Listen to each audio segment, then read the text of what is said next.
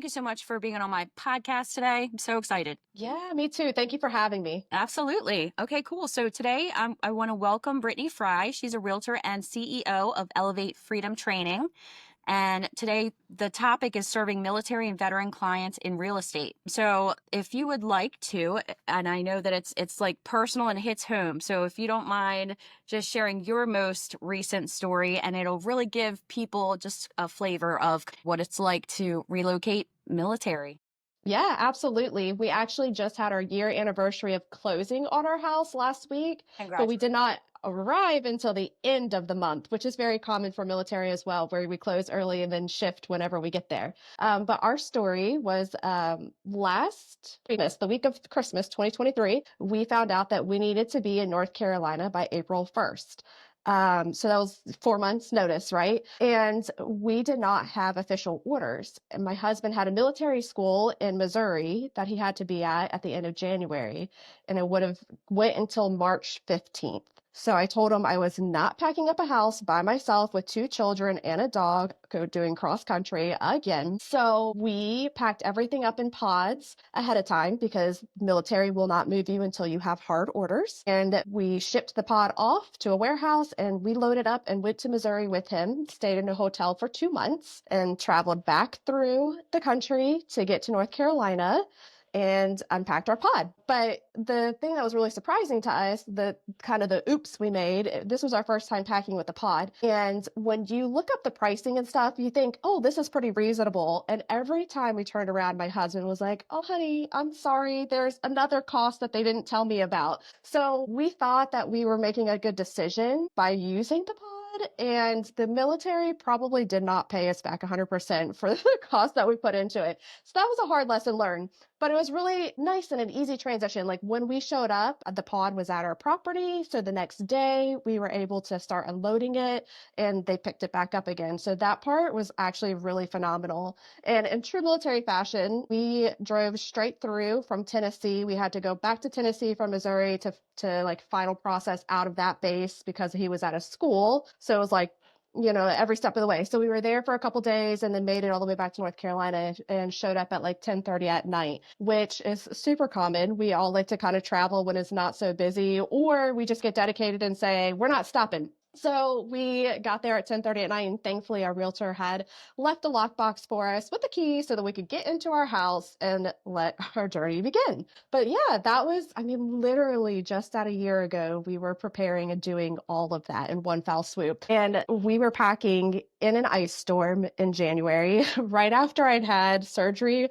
and I couldn't hardly lift anything. It was a hot mess express, but literally that is true nature of military lifestyle. Is sometimes you get like a year's notice that you're going to be transitioning somewhere, and sometimes you literally get a few months. It's just very, very hit or miss on how much you have to prepare. Right. And I'm sure there was tons of highs and lows throughout. And I'm glad you shared that story because it's good for people to know where you're coming from. That it can be like an emotional roller coaster. Yeah, absolutely. And I want people to know that I have lived it. So I understand. And I love having that insight so that I can bring value to my clients. Yeah. Sometimes people just need to vent and let it out. And, it's good when you know that somebody can truly understand where you're coming from. Absolutely. Yeah. So what type of situation are your clients usually in when they reach out to you for help? Like typically, what does that look like? Yeah, so there's a few things that typically resonate. One, they're overseas and have absolutely no access, no choice, no option to get there to do house hunting. And it would really prefer to have a property waiting for them because during the transition, they are going to be in and out of hotels, on planes, trains, whatever to get here. And they just need somewhere to put their feet down as soon as they get here. A lot of times that's also backing up to like schools starting. So they really need to have things lined up super fast for their kids to be able to get right back in queue. So that's one scenario. And the other scenario that I typically see a lot with listings is, hey, I have orders very similar to our situation. I know that I'm going to be moving, but I don't have hard orders yet, meaning like I don't have the paper that's signed, sealed, and delivered saying I can call movers, I can transition. And we're in this limbo where it's like, I need to sell or I need to rent out my property. I've got to have that situated because as soon as they say go, I've got to jump and get out. And I've got to be able to have something waiting for me on the other side just the same. So it's that delicate balance of how do we secure this and then also be extremely transparent that, hey, we are really at the beck and call of the military to when we can actually seal the deal and transition to go forward or get belongings out of the property or have decisions to be made there if we temporarily put it in storage, whatever the case may be. There's a lot of conversations around that. Wow. Wow. Yeah. Thank you for that insight. I think it's good for people to really, I mean, it just really gives a lot of detail about where people are coming from when they're going to make that move and what all has to happen in potentially a short period of time. And I'm sure that there are times when, people reach out to you and they're not quite, like you said, everything's not sealed. And you may go through a lot of work only for their orders to change or it didn't come through how they wanted to. So I'm sure there's a lot of different moving parts with that. Yeah, 100%. The first time that we were at a military school for my husband, our orders changed 3 times in a 5-month span. Huh. So it's a very real scenario, just depending on what's going on. There's a lot of other families that may have preference because of different medical or therapies or things that are available at certain locations. And you're going to get the boot super fast. That's exactly what happened in our scenario. But yeah, it is a lot to kind of tiptoe around and make sure that we have our bases covered and are serving them the best way that we know how. Yeah, for sure. That's awesome. So is there a client that you've worked with recently that needed a little extra hand holding that you may have gone a little above and beyond with? Yeah, a lot of times when I have clients in particular that have children, it's really nerve-wracking for them to be coming sight unseen. And I really love to find out a specific thing that they know, or sometimes they'll tell me, I had a client that said, we have this dojo we know we are going to be at. It's located here. We want to be in X amount of space from this, right? So we were able to kind of really hone in on that location and go from that. But also I was able to jump in my car and drive from the neighborhood to that location with the GoPro in my car and just show them like, hey, this is the distance. This is where you'll go through town. Like, and let them make the decision. Do they like that? Does it suit them? Is there anything that's a red flag to them? Right? Because we all have different opinions and I'm not going to know what your red flags are. And you've got to be able to isolate that for me. So it's a great way to have a bird's eye view and just show them exactly the community around them and where they want to be. That's fabulous. That's a fabulous thing to do. And I'm sure people really appreciate that because, if you have a Google map, you can only see so much from a Google map. It's a good tool, but like to actually be driving down the road, see what's there, like you said, let people make their own decision from there, but not being able to be there and being able to actually see what's on the street is amazing. Yeah, I agree. And I think it makes them have a sense of feeling like they have been there before, even if they've never been there. So when they get there, it's familiar and it's not so overwhelming all at once. So what types of things besides that do you do for your clients that set you apart from other agents when working with military relo buyers and veterans? Yeah, so obviously the GoPro footage is such a cool tool and I love to lean into that, but I do the same thing when I'm doing house tours as well. And I have a code that I go through with all of my buyers and I say, hey, look, I'm going to take this video because sometimes we have to be fast. I have two kind of ways that I swing it. If I have to send something immediate because you need to see it and we need to make a decision quickly, then I have a code where it's like, hey, if I do X, you need to pay attention. You need to back up the video. You need to figure out what I'm sitting on because I'm trying to show you something good, bad, or the other, right? And it is our signal to like know that I'm looking out for something specific for them. Now, in a perfect world, I go through video the house, and if I have any suspicion that there's technology in there, I've learned you just don't talk, right? I don't want to give away my buyer's negotiating power. So I will video it silently and then take it back to my computer and talk over it freely to say, this is what I saw, this is what I smelt, this is what, stain was on the carpet, whatever the case may be, right? This is what I heard. And I'm really sensitive to some of those things. So that kind of pulls in as a benefit there. So that's the showing process. But outside of that, I really love to set people up for success in the future. So when it comes to closing, I've gotten into the habit of having the essentials at the house. And because I feel like when you just get things, sometimes they just get shoved in a cabinet to never be used again. So I like to go through and set up all the sinks to have soap in them, toilet paper in all the bathrooms, paper towels, some snacks, a frozen pizza if there's a fridge and a oven already in place. Make sure they have something to get in the door and just be okay for the night. Because like I said with my story, it is super common that we show up at really odd times and then we go, oh my gosh, I just walked into a house and there's no toilet paper in here and it's 2 a.m. What? Like, what am I doing? Like, let's go to the car and find some napkins. And that's not fun. No. So I absolutely love doing that. And then I really love following back up and doing client events as much as I possibly can, just to allow them to come together. 90% of my business is all military. So most of the time they have some sort of connection. Somebody has passed me along to somebody else. So it's almost like a friend's barbecue, if that makes sense. Or they can all relate and speak to one another. So that's always really fun, just to put a group of like-minded people in the same area to just be able to connect. That's wonderful. And that I always say that there's no smell a photo. Yeah. Yeah. So to be able to go through and be like, hey, this smells a little funky or smells dirty or smells like cats, we get that a lot. So to have that with you is absolutely amazing. And you don't really think about that with, somebody coming to an unfamiliar place. Where is the grocery store? How late is it open? All of that stuff. So to have some stuff actually at the place, I'm sure is very helpful for them to get started. That's awesome. So if you could just give us just some short insight into the nuances of VA loans, maybe some benefits, the PCSs and all the stuff that some of the non-military folk might not know, and a little bit about the military lifestyle. I've worked with some military people as well where, like Christmas time, I'll stop by their families across the country. So they really appreciate seeing a familiar face, being able to get some insight on the nuances of the VA process that they're dealing with it at the same time would be some really great information, if you don't mind. Yeah. The two biggest things that I think about when I think VA, one, there is such a stigma around VA loans. And the reality is that it is a normal government-backed loan, just like an FHA loan. And this is what I tell people all the time. If you would consider an FHA loan, there's absolutely no reason why you wouldn't consider a VA loan. The concern is that a lot of people think that there's higher requirements for the loan. And the reality is that one, it needs to meet value. And that's the only thing that's different. But once again, FHA is the same thing. But the house just has to be in reasonable condition. And I think a lot of sellers get shied away from that because they think it has to be something special. No, we're talking flooring in place, no holes in the wall, a stove and an HVAC system or heating system that's operating. It is really not over the top by any stretch of the means. But the big thing on the VA front for the veterans is that they can reuse this VA loan. One, it is no down payment, which is super helpful, but there's a nuance to that because you have the funding fee that's going to get added to your mortgage, but you have a certain allotment depending on the location that you're at, and it's not a one set bar, right?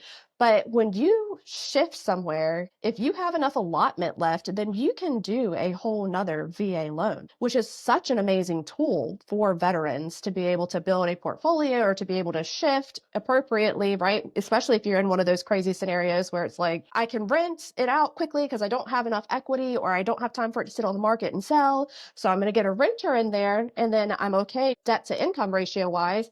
But now I can actually use this VA loan again for the new property at the new location. So that's pretty cool. A lot of times people don't know that. But as for PCS moves, it's a permanent change of station is what PCS stands for. And we kind of have talked about this a lot, but it is a roller coaster ride. It doesn't matter how long or how little notice you have. There's going to be something that goes awry, some sort of surprise. It is never smooth sailing. And you got to remember, these people are literally picking up their lives time and time and time again and totally restarting. Sometimes to go places where they know someone's waiting for them on the other side that they've crossed paths with, which is beautiful. The military has its own family amongst because everybody stays interconnected. We know that there's a chance that we're going to meet again. And there's really great groups involved with that, which is wonderful. But on the flip side, sometimes we're literally moving to completely new lifestyle in general, moving away from our family for the first time. Or in our case, we changed branches of the military. My husband was in the Air Force and then we moved over to the Army. So that move was really intimidating for us. It was like, This is a whole new branch. These are new acronyms, a new lifestyle, new people. There wasn't any of that crossover. So there's a lot to be had about that. And a lot of times we'll also find that they move in groups. Like if there's a unit that is rotating out, a lot of times they may all kind of move together in certain areas, which is really cool. And if you know that from a realtor standpoint, it's a beautiful way to have referrals stacked up. So that's really kind of a cool nuance of the PCS season, the moving season, so they say. Yeah, and I think that, you know what, I think that's a perfect segue to really talk about realtor referrals. So if people are moving to a different place, but you're not, and you really want to make sure that they're taken care of with a really good agent, that's where your agent referrals can really come into play, and you can really make sure that they're handed off to the right person that's really going to take good care of them. Yeah, 100%.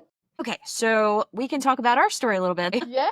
So it definitely goes to show that having the experience that you have, it really helps when you have a referral. So we have a referral together. I have been serving these people for definitely over 10 years. I sold them their first house. We've kept in touch, and now it's time for them to make a move. When that happened, I put a message out, and you're like, hey, oh my gosh, that is totally my area. And I'm like, wow, that's amazing. So really worked out well. And, you know, to preface, like I said, we've had this really good relationship with these clients, and we had a Zoom meeting, and we had a lot of pre-meetings talking about nothing but logistics and how to make everything happen. And he's being relocated due to his job. So we had our meetings, we talked about it, we got them pre-qualified.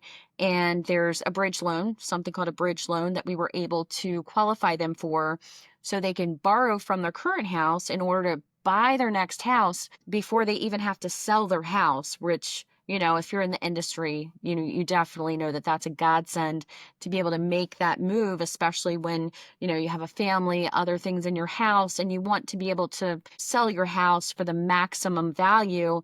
And in a lot of cases, that means doing a little bit of work to the house, being able to relocate so you don't have, you know, people coming through your house and you have to leave. And, you know, depending on the market, like our market is still very demanding. So especially springtime coming up, and you have a family and people coming through all day, like once or twice an hour until 9 p.m., that can be really, really challenging. So to be able to use that loan to relocate has been awesome.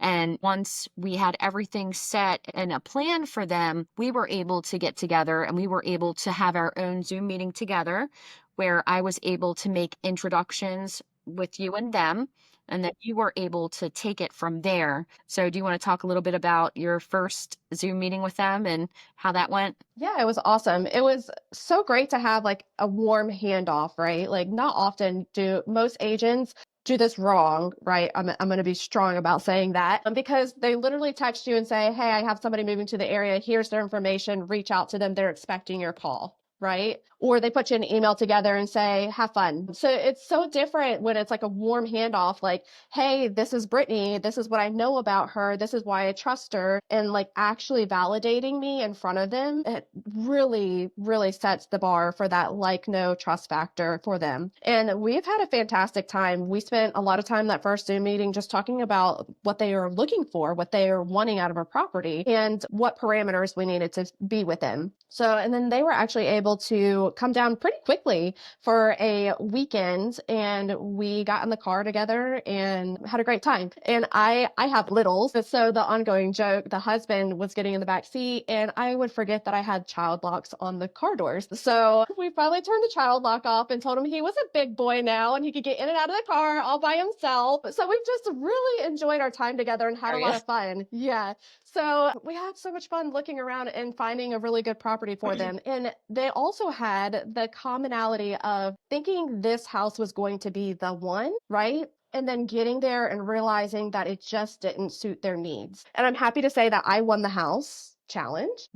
I had a house that I was super stoked about and had videoed them because it was just coming on the market and I knew it wasn't going to last long. And we did secure that house. It ended up being a fantastic house for them. And they're literally like 10 minutes down the road from me, which is really cool. But that was also the ongoing joke. They're like, what if we ended up in your neighborhood? And sure enough, we actually showed a house across the street and that was number two. So they were almost my neighbors, you guys. It was really cool. But it was a fantastic situation. And we're actually set to close next week, knock on wood. They are funding that first part like this week, and then they get to close on the new house next week. So it's really, really been cool how well everybody has worked together because there is several layers going on in this situation all at the same time. Yeah, and I would totally say, just from my initial conversation with them, because I never want anybody ever, I'm a very soft sell. I never want anybody to feel like they're under the gun or like they're under stress or pressure to buy a house right now. So when we had that conversation, like with that handoff, I was like, look, you're going down, you're going to check out the neighborhood in the area, you have time.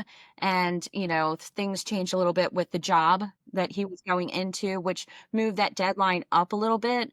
Can you talk a little bit how the GoPro or, taking them around, which is awesome, that you did all of that with them. But is there anything else that you did when you were working together to help them be comfortable with the area that they were moving in, just kind of going into it blind, considering, the experience where you're coming from, like what we're talking about? Yeah, we had some honest conversations about schools, right? That is their main concern. They have kids going into middle school. So that was one of the things where I said, "Hey, you need to go poke around on some of these sites, right? This is where I am seeing information being posted about schools, positive or negative alike, and this is what I'm hearing, right? I don't have school-age children yet. Next year I will, but I'm not in that realm. And as realtors, we can't speak to that too much." And they totally understood that, which was amazing. So we drove by the schools and we paid attention to the school district at the houses. And then if there was a house, that was a different school district than what they were anticipating, then they went back and looked at it that night in the hotel and made sure that they felt good, did a little bit of digging on the Facebook and really felt comfortable with it. But that was like the big thing. That was the focus outside of the house was the schools for the kids. And they were actually really stoked because the house that they are getting is like 5 minutes from the elementary school and middle school, like they're together. So anyhow, that ended up being a really good situation for them, for both kids transitioning. So that was like the huge focus. And then outside of that, we really utilize Zoom a lot. When we've had big conversations about negotiations, asking for repairs, we have hopped on Zoom and talked through it. And I think that makes everybody feel a lot more comfortable because we get to talk and see each other face to face. We're seeing expressions. I can make sure they're comfortable, like I'm watching their body language.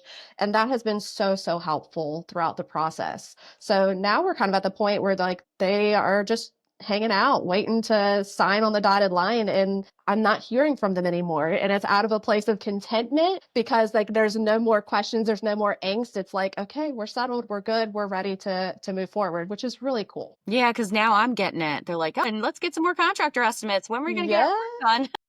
I know. Pass the baton back to you, Beth. Exactly. Exactly. No, but that house is absolutely gorgeous. So I'm so excited for them. So beautiful. Okay, so oof, such a good conversation, Miss CEO. So if you could please give everybody a little information about your new thing and what you're doing, what you have going on, what's coming up, all the things. Yeah, I got to get used to that, Miss CEO. I sound so official. That's pretty cool. So, yeah, I have a passion for military, right? If you can't tell by now. So, it is really kind of my mission to help other realtors raise the bar and truly get into the military niche and niche down. Right. We know that if we market to everyone, we're marketing to no one. And that's the reality. So I really want to help military realtors that want to service military areas know how they can take care of the clients, go the extra mile. But I also want them to learn that there is a really great way for them to sustain their business by having a solid referral foundation network. And there's some very specific things that they can do to be very tactical about the locations they're looking for referral partners in. So we really dive deep in that in a workshop that I'm facilitating right now. We go through how we pick out locations that are important to our military installation, how we're picking out our referral partners, why does it matter? We hit on a lot of that today. I mean, we really need to feel confident in who we're handing our people off to, right? They are our people, by the way. I mean, they stay with us for forever. So that's a very big part of it. And then also how we're nourishing those relationships. We get so focused on our spheres, everybody that we've been with in the past. And spoiler alert, military clients honestly are not the best referral partners. They have lived a lifestyle of getting left in the dust, and that sticks with them, and they are not used to somebody carrying over with them. So once I've learned that and really reframed the way that I'm thinking and how I've built my business, it's really been like night and day. And oh, by the way, if you want to be a military spouse or a veteran and do real estate, you can do that and be able to pick up your business and move it with this foundation. So that's kind of the stuff that we're talking about and really hitting home. My next workshop is going to be on April 10th at 8 p.m. Eastern Standard Time, which is super cool. I'm really excited about it. And additionally, I kind of have a side venture of trying to show realtors that we need to be in front of our military clientele on a consistent basis. And it doesn't need to all be about housing. It doesn't need to be about VA loans, this house, that house tours, right? That's all fun and great to look at for a little bit. But then it's like, okay, Brittney, you've already told me my benefits with a VA loan. But we need to know that that we support military. So we need to have content that shows, military holidays, like landmarks to remember. I have started a monthly newsletter to share some of the content that I put together for my social media to put out. And I'm making it customizable so that other agents can just take it and run with it. So we are doing that in the monthly newsletter, but I'm also going to set up a Facebook group to make that a free forum. And hopefully we'll all come together with some great ideas and be able to share content back and forth.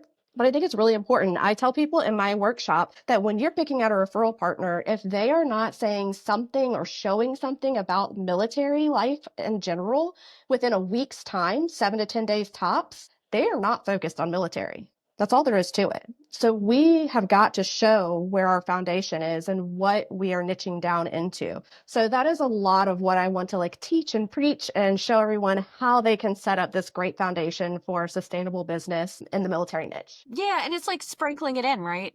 Absolutely. Like sprinkling it into what you already do. It's not like you have to completely overhaul everything you're doing.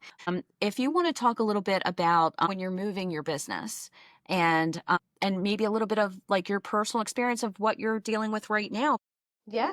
Yeah, absolutely. So if we go back to 2021, I did it wrong. I relocated to Tennessee. That's when we switched from Air Force to Army. I had no crossover. And I thought, okay, I'm going to get referral partners near every Army installation. So I literally printed a list of all the Army installations and tried to find agents in my network that were near those places and just started connecting with everyone. And I wasn't getting referrals. I had one transaction in 2021 in Tennessee. And that was a referral from a networking group, not military related at all. And the house was an hour and some change away from me, but I took it because I was desperate, right? So that was a no-go. And then I learned that I had to get specific, and I knew better. I knew how to get specific. For instance, one of the biggest things that you can look at is if you're at a military installation that has planes. So at Shaw Air Force Base, we have F-16s. Then I know if there's another base with an F-16, we're transferring people back and forth. And when that clicked in my head, it made a whole new light come on. And so I started getting very specific about who I was connecting with and why. And that intentionality changed everything. So 3 years later, when we transitioned to North Carolina, I was able to send out a video to all of my agent relationships and say, hey, by the way, I've transitioned to North Carolina. I'm still licensed in Tennessee and I've got you if you need help there, but this is my new market. Instantaneously, I was getting responses back, and they didn't even know it. They're like, this is great. You're in North Carolina. I have somebody coming to the area and I don't know which area they want to be in, but I'm so glad you're there. And the reality is that if agents know you and how you run your business, then they know that you have the tools and the skills to be able to take care of the client. And that's all that matters. And if you can convey that and nourish those relationships, then your business will carry you wherever you go. I have this fantastic resource that is 5 steps on how military agents can really serve their clients well and how they can start to build that referral relationship with other agents. So that's a free resource that I'm going to pass along to Beth and she can pass along to you all. As well, there's several other resources in my website and on my newsletter. So if you can sign up with that, then there's a plethora of information to be had. And you get me. You can get to me one-on-one. But these 5 steps are a really easy way just to really hone in and have somewhere to start. That's awesome. Thank you so much for sharing that with my audience. I know that they're going to get a lot from that. And then I have something new that I'm doing. What's one habit or practice you've adopted that significantly changed your business or your life? Yeah, I think I have went to town on this during this podcast, but it is 100% working by referral. And I can tell you, I drifted away from this when I first got to North Carolina. I felt when I was getting set up with a new brokerage that I needed to prove myself. I needed to be in the office and I was doing floor duty. And I had a couple of clients come in and all the transactions were not fun, not pleasant, not what I was used to. And it was a great reminder of the fact that that's not how I work. That's not my style. And that's not what serves me well. It's not what fuels me and makes me happy. I absolutely love being a resource for other realtors. And I love passing the business back and forth. And I love having the trust in the clients that come my way and being able to give them 110% because they allow it. And they're not fighting back against me in any way, shape, or form. So that truly is like the one practice in my business that I will never shy away from is focusing on working by referral. Yeah, I think we've all made that mistake, over time. I know I have when I'm like, oh, this and that, and let's buy some Zillow leads or let's do this or that. And, at the end of the day, we go back to it and we just realize that just leaning on our, past clients and our friends and our circle and our sphere and other realtors that can give us referrals is really the way to go. It is nice just going in with that. You have like a certain amount of trust to begin with, which is really awesome. Yeah, I agree. So I'm so glad we did this finally. I know. Thank you for being patient with me and my crazy kiddo schedule to get me on here. Oh, no, it's all good. I know you've got a lot of balls up in the air, but you handled them very well. Thank you so much for being here with me today. And I can't wait to get everything out and for everybody to see our podcast. I really enjoyed this conversation. Yes, likewise. Thank you so much, Beth. You're welcome.